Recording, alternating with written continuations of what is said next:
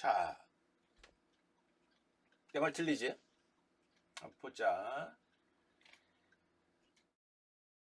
올해 2025학년도 EBS 수능 특강 주제 통합 공모 인공지능 윤리에 관한 거야. 지문 가는 법에 그래서 행위 능력과 책임 능력을 가지고 얘기를 하고 있고, 그래서 인공지능의 어떤 행위에 대해서 도덕적으로 책임이 있냐 없냐 이걸 물어보는 거야. 통합을 해서 뭐 그런 평이하니까 한번 선생님 읽어줄 테니까 생각을 모아봐. 형법이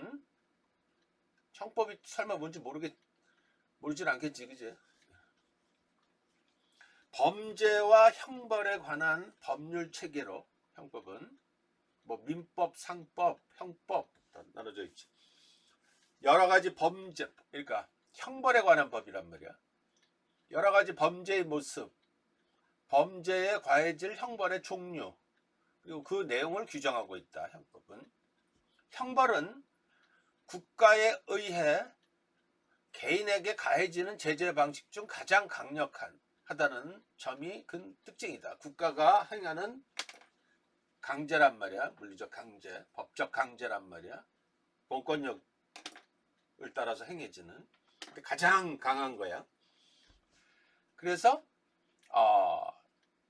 일단 징역형은 개인의 자유권을 크게 침해하지, 그치? 가둬두잖아. 이를 넘어 사형이라는 이름으로 사람을 죽음에 이르게도 할 수가 있겠지. 지금 우리나라 같은 경우는 사형은 구형이 되되 집행은 90년도 후반부터 안 하고 있지. 이렇게 형법은 인간의 기본권인 자유권과 재산권은 물론이고 극한의 경우 인간의 생명권에도 영향을 미칠 수 있다. 그러니까 공권력, 국가에 의해서 가해지는 개인한테 가하는 법적 제재 중에 가장 강력한 거지, 그지? 사형에 죽음에까지 이르게 만들 수 있는. 따라서 형법에서 무엇보다 중요하게 다뤄지는 것은 어떻게 돼? 공권력이 남용되면 안 되지, 그지? 법적이. 형벌이 남용되지 않고 적절히 사용되도록 제어하는 방법이다. 형법의 기본 원리 중 하나인 책임 원칙, 중요한 단어야. 책임 원칙은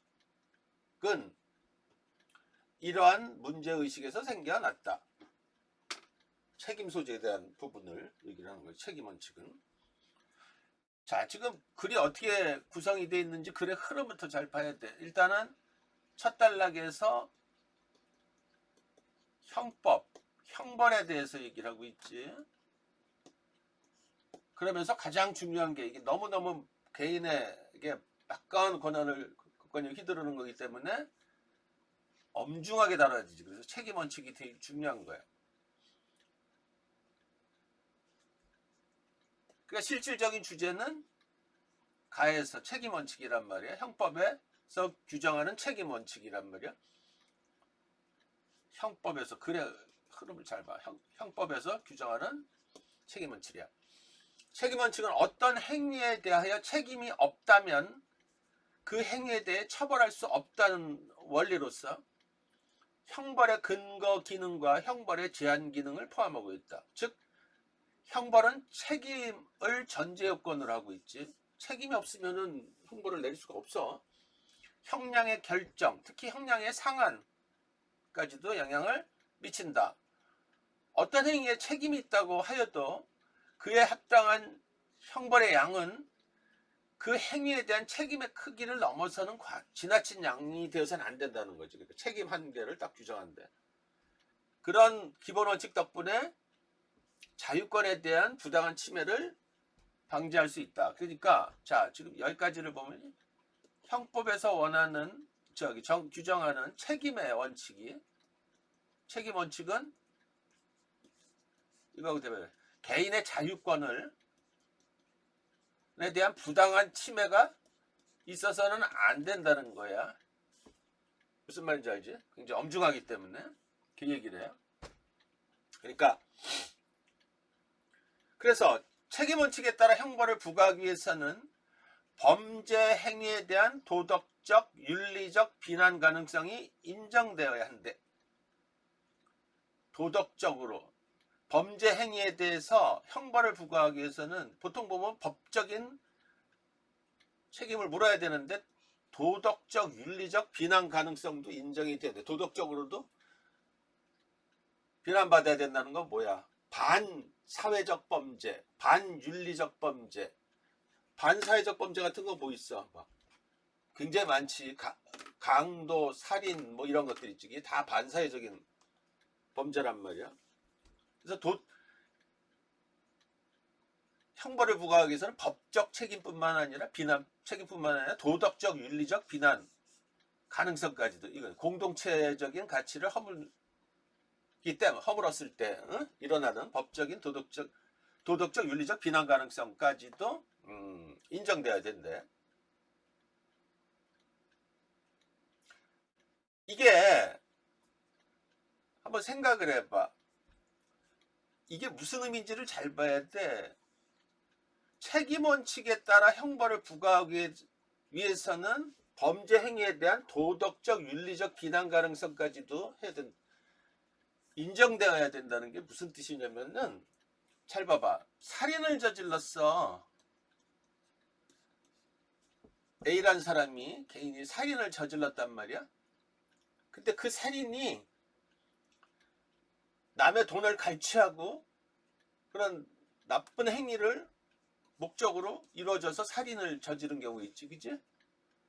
근데 똑같은 살인인데 B라는 사람이 살인했을 때는 자기 구제, 자기 방어, 거기에 대해 방어하다가 어떻게 다 불가피하게 저지를 수가 있겠지, 그지? 살인을 저지를 수가 있지. 이거하고는 차이점이 뭐야? 일단 사람을 죽였다는 거는 그건 명백한 사실이야. 그런데 이 형법에 의해서 가중 책임을 면하지 못할 때 보면은 A와 B의 결정적인 차이가 뭐야? 이거 B한테 도덕적 윤리적인 비난 가능성을 인정할 수 있느냐? 그건 아니잖아, 그지? 그 부분에서 큰 차이가 난단 말이야. 무슨 말인지 이해되지? 이러한 비난 가능성은 자 여기서 그래서 적법과 불법을 선택할 수 있는 인간의 의사결정의 자유를 전제한 거라. 어떤 게 적법한 거고 어떤 게 불법. 아까 A 같은 경우는 불법이지, 그지? 근데 사람들이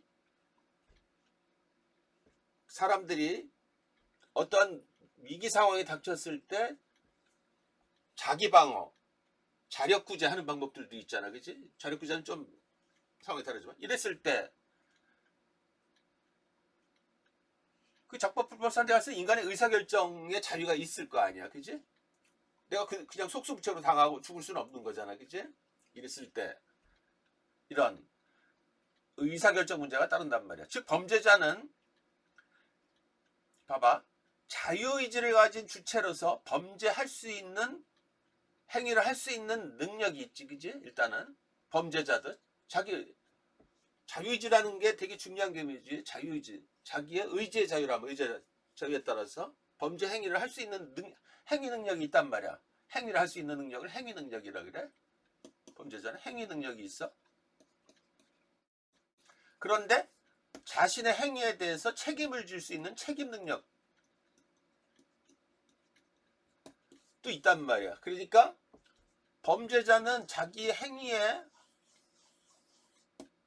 자유의지를 가지고 자기가 살인을 할 수 있는 행위 능력이 있단 말이야. 근데 거기에 따라서 응당이 그럼 책임 능력까지도 있단 말이야. 그러니까 여기에 대해서 벌을 받아야 되는 거지, 그치? 책임 능력이 있으니까, 그치? 아까 얘기한 대로 만약에 내가 그 범죄 행위에서 방어를 한단 말이야, 그치? 이 역시 행위 능력이 있지, 그치? 무슨 말이야? 거기에 따라서 또 불가항력적인 어떤 일이 벌어지면 거기에 대한 또 책임 능력이 돼. 이걸 가지고 다투는 거야.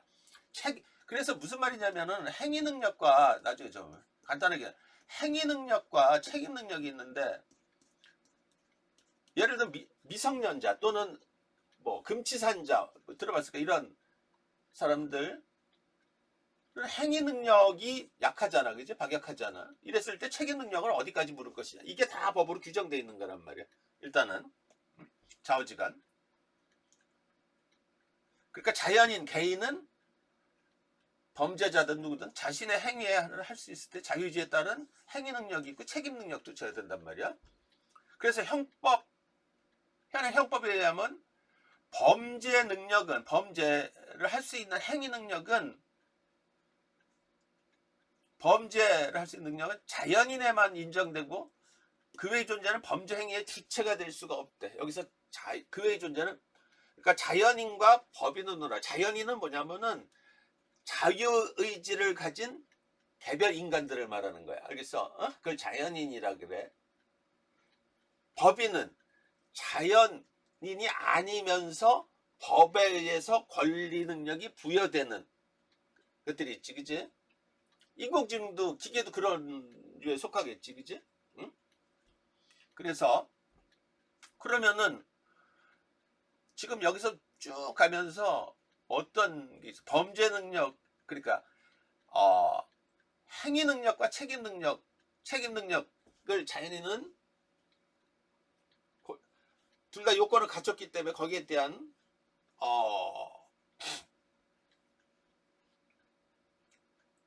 의사결정의 자유를 가져야 되는 건데, 문제는 이 법인한테서 있어서 행위 능력과 책임 능력이 있느냐 없느냐 이걸 갖다 따져봐야 되는 게 이제 관건이야. 그래서 우리 법은 자연인이 아닌 존재에게 형사처벌을 하는 규정을 가지고 있어. 이 법인한테도. 우리 법과 판례에 따르면 법인은 범죄를 저지를 수 없지만은 형사처벌은 받을 수가 있대. 이게 또 무슨가? 법인은 자연인이 아니기 때문에 범죄를 저지를 수 없다는 거야. 이게 무슨 뜻이야? 자유의지가 없기 때문에. 무슨 말인지 이해되지? 그런데 어떻게 해서 법인이 뭐 오작동을 일으키든 무슨 실수를 일으키든 그래가지고 불법이 일어났단 말이야. 이랬을 때 처벌을 받을 수도 있고 안 받을 수도 있고 하여튼 받을 수 있는 규정이 따로 돼 있단 말이야. 여기까지 이해됐지? 법인에 대한 처벌 규정은 대개 개인의 범죄 행위를 처벌하면서 그 개인에 대한 감독 의무를 진 법인에도, 그지? 양벌 규정이 법인에도 벌금형을 부과하는 내용을 가지는데 그게 의무의 문제지. 이처럼 개인과 법인을 함께 처벌하는 걸 양벌 규정이라 그래. 양벌 규정. 양벌 규정은 원칙적으로 범죄 능력이 부정되는 법인의 형사 책임을 인정하는 특별 규정이란 말이야. 법인에. 예를 들어서 좀 다른 얘기지만은 가장 큰 게 뭐야? 이 신문에서 많이 나오는 게 뭐니? 맹견 있지, 맹견을 잠깐 사이에 이놈이 철창을 뚫고 나가가지고 사람을 물어가지고 죽음에 이르게 하는 경우도 있지, 그지? 그러면 걔는 자연인이야, 법이냐? 자연인이 아니지, 그지? 그러니까 행위 능력이 없는 거야. 그러니까 형사 책임을, 자유의지가 없는 거야. 형사 책임을 걔는 엄밀한 의미로 보면 물건으로 여겨, 물건. 어? 책임을 물을 수가 없단 말이야. 책임 능력이 없단 말이야. 그런데 어떤 일이 벌어져? 여기서 뭐 이 개의 주인한테 당신은 얘를 잘 개를 관리할 의무가 있었는데 그걸 못했다. 그래서 거기에 대한 책임을 물을 수가 있겠지, 그지? 이해되지? 응? 그래서 대체적으로 어떤 일이 벌어지냐면은 개는 죽여, 이렇게 개는 그걸 뭐라 그러지? 그리고 이 주인한테는 어떤 처벌을 내리지, 그지? 벌금을 내리든 처벌을 내리든. 양벌 규정은 원칙적으로 범죄 능력이 부정되는 법인의 형사 책임을 인정하는 특별 규정이고, 이것은 법인이 사회에 미치는 영향에 근거한 정책적 고려뿐만 아니라 법인 자신의 감독 의무 위반의 근거로 정당화된다는 거지. 좌우지간 여기까지를 그럼 쭉 타봐. 글이 어떤 거야? 형벌에 대해서 얘기를 하면서 형벌에는 책임 원칙이 엄격하게 규정이 돼 있어. 책임 원칙. 행위 능력과 책임 능력을 가지고. 그런데 이게 자연인과 법인에 따라 달라. 자연인한테는 자유의지가 있기 때문에 행위 능력과 책임 능력 이 둘의 관계에 대해서 처벌 규정을 명세되어 있는데 문제는 자연인이 아닌 법인이란 말이야. 그치? 그런데도 이 법인은 행위 능력 또는 책임 능력이 없음에도 불구하고 그 법인을 뭐라 그러나 관리하는 감독하는 자연인한테 또는 법인한테 그 감독 의무 위반을 근거로 책임 능력을 물을 수가 있단 말이야. 행위 능력이 없음에도 불구하고. 무슨 말인지 이해되지? 그 얘기를 지금 하고 있는 거야. 그럼 한번 보자. 요걸 그대로 이제 보자. 그럼 여기서 이제 자연인이 아닌 법인의 인공지능을 가지고 지금 그럼 어떻게 할 것이냐 이걸 나오겠지. 가까운 미래에 인간과 동등한 수준의 정신 능력을 갖추고 인간처럼 스스로 목표를 설정하고 목표 달성을 위해 자율적으로 수단을 선택하는 인공지능을 탑재한 지능형 로봇이 등장할 수 있다. 만약 이러한 유형의 지능형 로봇이 인간이 저지를 경우 범죄로 규정되어 처벌받았을 일을 행했다면, 자, 처벌 대상은 누구냐 이거지, 그지? 기계한테. 인간의 통제에서 벗어난 지능형 로봇이 행한 일에 대해 인간에게 책임을 묻기는 사실상 어렵잖아, 그지? 그럼에도 불구하고 잘 보자. 지능형 로봇이 강력한 사회적 통제 수단인 형법의 적용 범위 밖에 놓이게 되면 어떻게 돼? 처벌의 공백이 생기겠지? 그런데 사회적인 위협의 대상이 된단 말이야. 그렇기 때문에 실질적인 측면에서, 실용적인 측면에서 볼 때 지능형 로봇으로 인해 형사처벌을 받아야 하는 범죄 행위, 그런 결과가 발생한 경우 문제는 뭐야? 로봇한테도 형법을 적용해서 형벌을 부과할 수 있느냐 없느냐, 또 그거를 관리하고 있는 자연인한테도 양벌 규정을 적용할 수 있느냐 없느냐, 이런 문제가 들어간단 말이야. 그치? 이게 참 문제인 거야. 한번 보자. 그래서 어떤지. 인공지능을 탑재한 지능형 로봇이, 일단 인공지능을 탑재한 지능형 로봇은 기계란 말이야. 기계. 그치? 엄밀하게 따지면 형법에 따른 책임을 지기 위해서는 형벌이 말하는 범죄 행위를 일단은 행위 능력이 있어야 돼. 스스로 행했어야 되는 거지. 그치? 행위 능력은 있어야지. 그런데 전통 우리의 형법은 인간의 행위만, 자연인의 행위만을 생각해서 형법을 구성한 거지. 그죠? 이해되지? 안 들려? 이해되지? 그에 따르면 기계나 로봇의 행위는 인간의 행위가 아니지. 그래서 형법의 대상이 아니란 말이야. 그런데 여기서 중요한 거는, 그러면 문제가 많아지지. 기계가 생각을 하고 막 이러는데, 지능형 로봇은 인간으로부터 독립하여 스스로 인식하고 판단하고 행위할 수가 있단 말이야. 지금 거기까지 진화가 됐단 말이야. 그러니까 기존의 기계 로봇과는 다르지. 그치? 인간은 자기 스스로 판단하고. 그렇기 때문에 그 일반적인 기계가 아니라 지능형 로봇 같은, 인공지능 같은 경우에는 또 새로운 주체잖아. 새로 형성되는. 그리고 독자적인 행동을 할 수 있어. 그 가능성이 열리게 됐다는 거야. 그러니까 거기에 대한 규정을 만들어야 돼. 우리가 지금 되게 이게 복잡한 거야. 그치? 그래서 많은 논란을 지금 벌이고 있고 사회적인 어떤 합의를 끌어내야 된단 말이야. 그래서 최근에는 인간 중심의 법적 주체성 논의를 넘어서 체계 이론의 체계 개념을 바탕으로, 여기서 중요하죠. 갑자기 체계라는 말이 나와.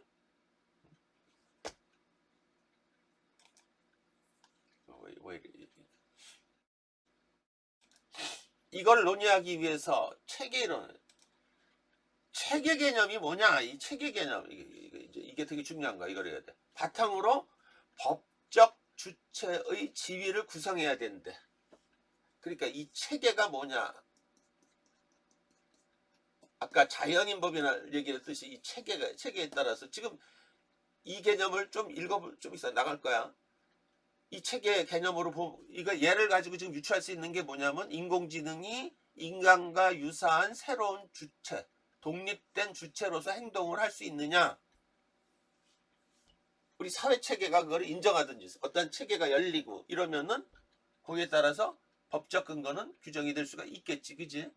그러니까 여기 체계는 인공지능을 인간과 유사한 독립된 주체, 행위 주체로 인정할 수 있느냐 없느냐 이 부분과 관련돼서 지금 얘기를 하고 있겠구나 이 얘기를 하는 거야.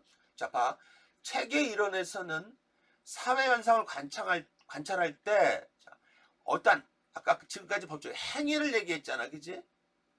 행위 주체다 아니다. 근데 그게 아니라 소통을 근거로 그러니까 대비되지. 체계 이론에서는 행위는 법적인 거 우리 인간의 행위 능력을 법적인 건 행위가 중요했는데 체계에 따르면 행위하고 버금가는 게 이 소통이란 말이야. 이러한 관점에서 체계 이론은 자연인이 아닌 존재라 할지라도 독자적인 사회 체계로서 소통에 참여할 수 있다 그러면은 이거 이해해야 돼. 지금 여기서 보면 인간은 잘 봐봐. 인간은 행위 능력을 가지고 있어, 그지? 그래서 책임을 져야 돼. 법적인 책임을 져야 돼. 인간은, 그지? 자연인은. 근데 인공지능처럼 기계와 인간 사이에 딱 포지션되어 있는 이런 피조물들이 막 만들어진단 말이야. 얘를 어떻게 할 거냐 이거지. 그러니까 인공지능은 분명히 행위 능력을 물을 수는 없단 말이야. 그치? 그렇다고 처벌을 안 할 수 있느냐? 아까 인공지능 행위 능력이 없다. 규정되어 있지 않잖아, 법으로. 왜 그래? 행위 능력이 있고 없고는 자유의지가 있느냐 없느냐를 가지고 이거는 인간만이 갖고 있는 기능이라고 보는 거야. 근데 지금 인공지능 철학에서는 인공지능도 크게 저번에 세 가지 포인트가 있지. 인공지능도 인간처럼 고등지능을 갖고 있느냐 없느냐. 지금 그걸 넘어서고 있지. 두 번째, 인간처럼 마음의식을 갖고 있느냐. 지향성을. 저번에 얘기했지. 세 번째, 인공지능도 인간처럼 자유의지를 갖고 있느냐. 이거 갖고 지금 논란이 막 벌어지고 있단 말이야. 그러니까 아까 여기서 인공지능 체계 이론을 얘기했다는 얘기는 뭐야. 이 체계 이론을 가지고선 이걸 따지는 거야. 그러니까 행위가 비록 행위의 주체가 아닐지라도 사회적으로 소통할 수 있는 주체라 그러면은 책임을 물을 수 있지 않느냐, 체계론에 따라서. 이렇게 되는 거야. 무슨 말인지 이해되지? 그지? 이렇게 원용원에서 지금 얘기를 하는 거야. 자, 봐. 그래서 인공지능 같은 경우도 독자적인 사회 체계에서 사회적인 소통에 참여할 수 있고 그렇게 해서 존속할 수 있는 자율적 존재라면은 법적 주체의 지위를 인정할 수 있다고 보는 거야. 인간이라는 존재를 전제하지 않고 법적 주체의 자격을 사회적으로 구성되고 확립되는 것으로 사회 체계에서 인정하면은 소통 법적 책임도 사회적으로 구성되어야 한다는 거야. 어느 정도 이해되지? 이 주장에 따르면 인공지능을 탑재한 지능형 로봇에게 그래서 형사 책임을 물을 수 있는 주장은 타당하다. 성립할 수가 있다는 얘기야. 이해되지? 인공지능의 작동은 인간의 행위로 볼 수 없지만 인공지능은 기술적 방법을 통해 사회적 체계 행위를 구성하듯이 전통적 행위 개념도 재구성할 수 있기 때문에 지가 그지? 행위 소통을 통해서 사회적으로 구성이 된단 말이야. 자꾸 어렵겠지만 이해를 해보란 말이야. 인공지능이 인간을 매개하지 않고 외부 세계와 직접 접촉하고 소통하는 방식으로 행위를 수행할 수도 있잖아. 자기가 독자적으로. 그치? 지금 체계이론 관점에서 범죄는 사회적 소통의 특정한 유형이란 말이야. 이게 무슨 말이야? 체계이론의 관점에서 보면은, 체계이론에서 관점에서 보면은 범죄는 사회적 소통의 특정한 유형이래. 체계이론 무슨 얘기냐? 여기 보면은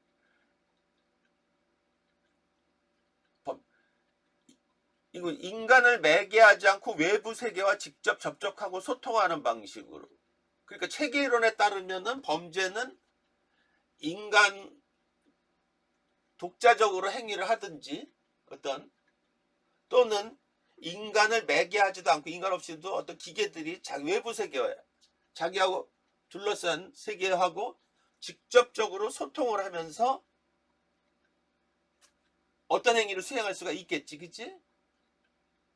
그러니까 범죄도 그런 행위에 대해서도 소통으로 일단 행위가 아니라 소통으로 받아들이면은 범죄, 체계이론의 관점에서는 범죄도 기계 인공지능에 의한 범죄도 성립될 수 있다는 얘기란 말이야. 잘 봐봐. 지금 보면은 글이 어떤 얘기를 하고 있어. 우리가 지금 법에 따라서 범죄 행위에 대해서 행위 규정을 얘기를 하면서 오직 인간, 자연인만이 행위 주체이고 행위 능력이 있고 거기에 따라서 그런 책임 능력을 갖는다고 지금 이 법적으로 우리가 지금 만들어놨어. 법에 규정을 해놨단 말이야. 근데 문제가 자꾸 생기는 거야. 사회가 발전하니까. 어떤 문제가 생겨? 그냥 기계는 인간이 명령을 준 거 이전에는 그대로 따르는 거란 말이야. 이 기계한테 이전에 기계 개념한테 소통이고 뭐고가 없잖아. 그지? 그냥 그러니까 예를 들면은 우리 저런 데 가보면은 어디야 자동차 공장 같은데 다 기계들이잖아. 기계들이 알아서는 그건 명령 주는 대로 하는 거잖아. 그런데 인공지능은 다르잖아. 인공지능은 자기가 스스로 어떤 행위를 해. 그치? 이 행위는 어디서부터 나오는 거냐 이거야. 사회적인 체계가 그렇게 구성이 되어 있을 때 할 수 있는 거잖아. 그죠? 이해되지? 사회가. 사회적인 체계라는 것 중에 대표적인 게 뭐야? 예를 들면 자율주행 자동차 같은 경우 있잖아. 자율주행 자동차가 만들어지고 자율주행 자동차가 도로를 누빌 수 있는 여건을 만들었다. 이게 사회적인 체계란 말이야. 그치? 이런 체계가 만들어졌을 때 인공지능은 어떤 행위를 할 수 있잖아. 이것은 스스로 독자적인 행위를 하지 못하더라도 사회적인 어떤 체계 안에서 어떤 소통의 방식으로 이루어지는 거란 말이야. 소통을 넣게. 이랬을 때 인공지능한테 법적 책임을 물어야 되는 거 아니냐. 어떤 그런 사회에서 그 얘기를 지금 하고 있는 거야. 아직도 계속 논의가 되고 있는 거야. 아직. 그러면 거기에 따른 법적인 조치가 또 이루어지겠지. 그지? 조만간에 하나하나.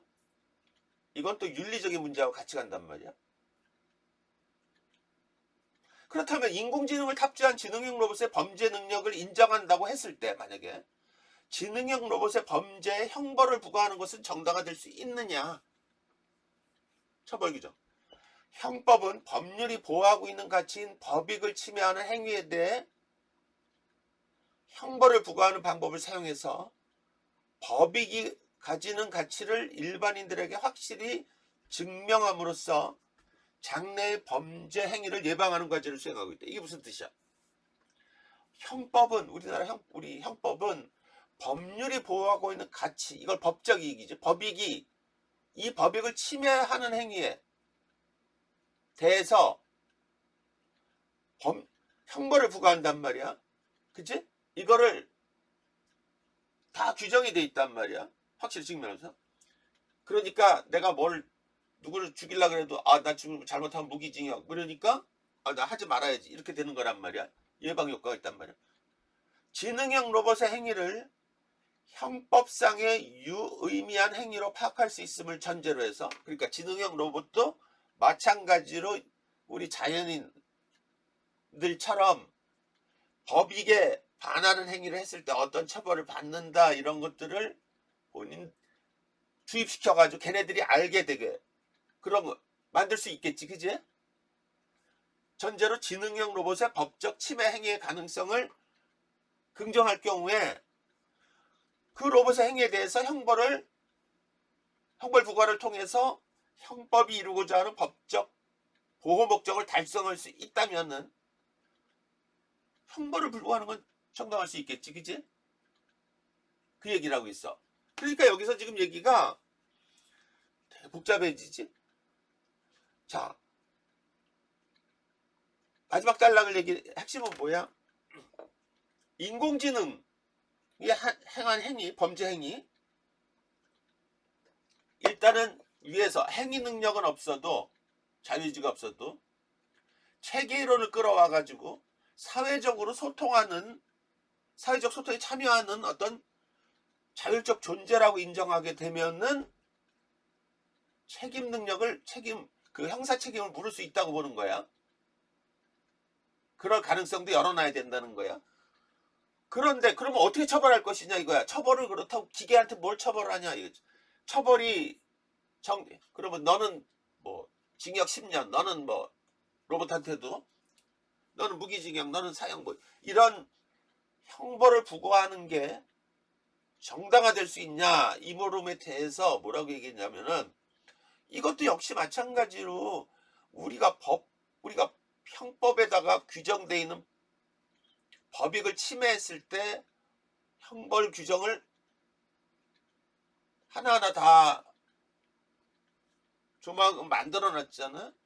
거기에 따라서 우리 개인들은 저렇게 하면은 어떤 행위를 하면 나는 어떠한 처벌을 받겠구나 해서 되게 조심하고, 이런 예방주의 가질 수가 있잖아요. 마찬가지 의미로다가 로봇한테도 그러한 형법상의 그 행위에 대해서 그 지능형 로봇한테 만약에 네가 어떠한 행위를, 잘못된 행위를 했을 때 법적 처벌을 받는다는 것을 다 심어주면은, 긍정할 수 있게 만들어 놓으면은 처벌을 부과할 수 있지 않느냐, 이런 얘기를 하는 거야. 알겠어?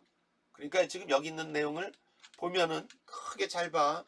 가와 나를 종합을 하면은 형법에서 정한 형벌을 부과하려고 그러면은 일단은 자연인과 법인이 대상이 달라. 그 내용이 규정돼서, 두 번째, 그거를 가르는 기준은 행위 능력과 책임 능력에 관련돼 있어. 그래서 자연인은 자유의지를 가지고 행위 능력을 가지고 있기 때문에 거기에 따른 마땅한 책임을 져야 돼. 책임 능력도 있다는 거 보는 거야. 그런데 자연인이 아닌 법인한테는 일단 행위 능력을 있다 없다에 대해서 퀘스천을 가지고 있어. 그치? 일단은 법인한테는 행위 능력이 없다고 보는 거란 말이야. 왜? 자유의지가 없기 때문에. 그러면 그럼에도 불구하고 처벌을 할 수 있대. 왜? 아까 양벌 규정 같은 걸로다가, 그치? 의무. 이 법인을 다루는 어떤 개인한테 동일한 의무를 부과할 수가 있잖아. 그죠? 그 얘기를 지금 하고 있고, 나에서 인공지능, 아주 독특한 기계를 뛰어넘어서 인간처럼 의식을 가지고 어떤 행위를 할 수 있고, 근데 로봇이란 말이야. 기계야. 이 기계가 자연인이 아니잖아. 그러니까 행위 능력을 어떻게 봐야 되느냐, 또 거기에 대한 책임 능력을 어떻게 봐야 되느냐. 행위 능력이 있어야 법적을 처벌하든지 말든지 형법에 규정된 대로 어떤 조치를 취할 수 있을 거 아니야. 그래서 그 행위 능력은 없는데 그걸 차용을 해서 뭐라 그래? 체계이론을 따라서 지능형 로봇도 행위 능력은 없지만은 사회 체계 안내에서 구성원으로서 어떠한 소통을 하는 주체이지 않느냐, 그러면은 행위 능력에 버금가는 어떤 책임을 부과해야 되는 거 아니냐, 이렇게 보는 관점이란 말이야. 그치? 그렇다면은 처벌할 수 있지 않느냐, 이때 형사 책임을 물을 수 있지 않느냐 이거잖아, 첫 번째는. 그러면 형사 책임을 물어서 오케이 하면은 처벌을 규정해 그럼 적용을 할 수 있느냐의 문제란 말이야. 여기에 대해서도 지능형 로봇이기 때문에 인간의 형법상에 들어있는 그 유의미한 조항들을 원용을 해가지고 지능형 로봇한테도 긍정적으로 받아들일 수 있게 만들어 놓으면은 처벌할 수 있지 않느냐, 이렇게 보는 거야. 참 어려운 문제야 사실은. 디테일하게 큰 부분들을 지금 얘기를 하고 있는 거야. 그러니까 이 부분들이 어떻게 연동되는지 봐야 되잖아. 한번 예를 한번 읽어봐. 답을 한번 맞춰봐. 한번. K씨의 인공지능을 탑재한 가정용, 적절하지 않은 거야, 지능형 로봇은 과거에 여러 차례 시간 내에 배터리를 충전할 수 없었다. 이를 통해 로봇은 배터리가 소진되는 것에 강하게 반발하게 됐대. 어느 날 문이 잠긴 집 밖의 마당에서 작업을 하던 로봇이 배터리가 소진되려고 하자 재충전할 수 있는 상황을 검토했대, 지 스스로. 로봇은 이웃집이 가까이에 있고 문이 열려 있다는 것을 확인하고, 우리 일반인이 가서 도둑질하는 거 똑같은 거지.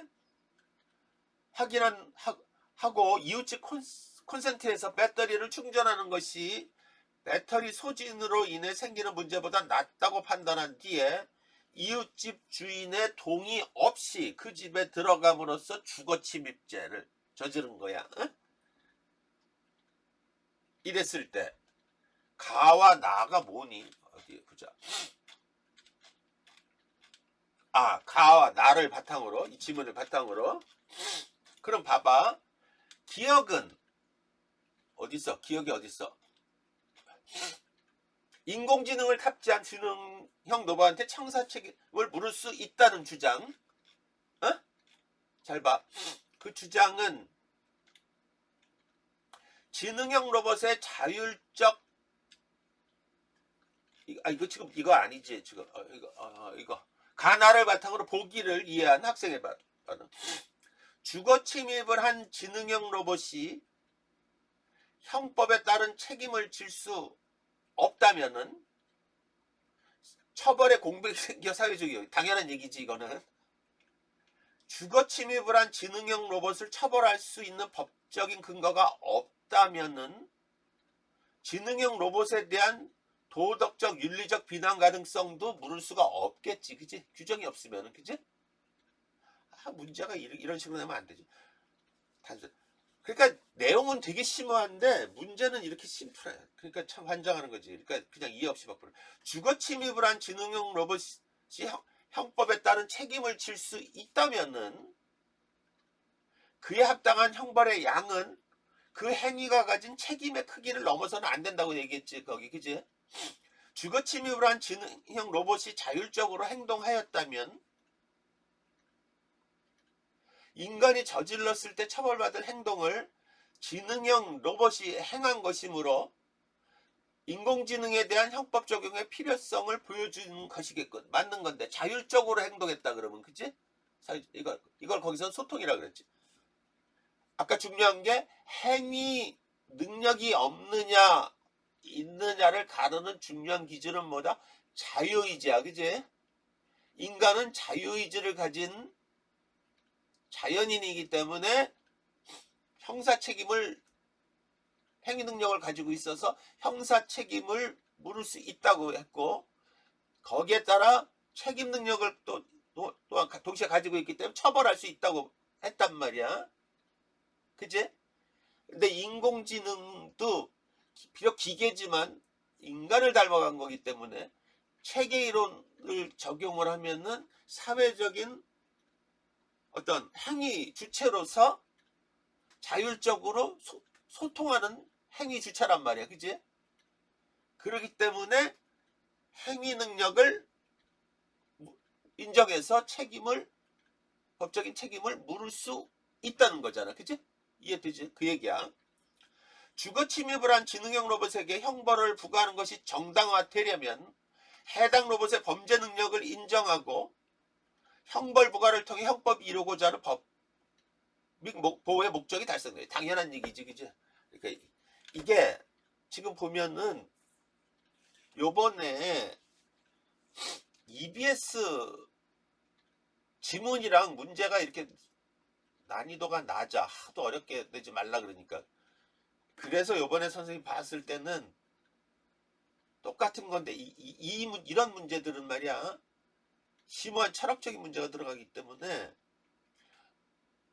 지문을 되게 어렵게 또는 선지 대답을 되게 어렵게 낼 수가 있어. 그러면 정신없는 거야. 그래서 아까 그런 얘기들을 잘 봐야 되는 거야. 응?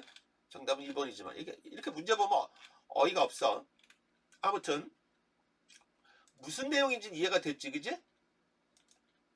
그럼 한번 이거 봐봐. 사회체계 이론에 대해서 아까 좀 보자. 이거 니콜라스 루만이라고 아주 유명한 사회 철학자. 체계 이론에 대해서 한번 봐봐. 좀 읽어봐.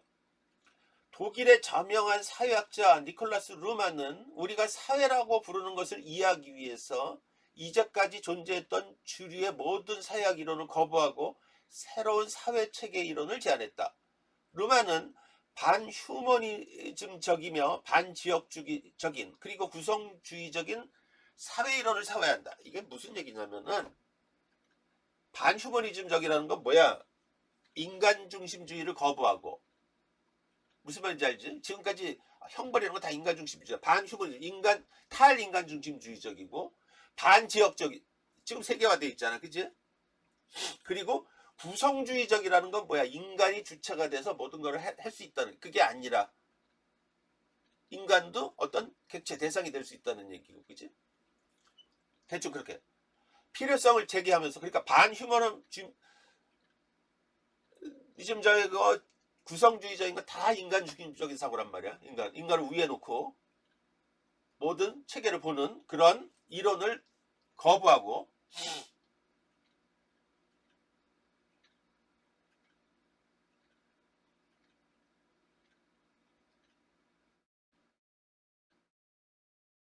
좀 더 잠깐 내가 잘못 얘기를 했어. 잠깐 다시 죽겠네.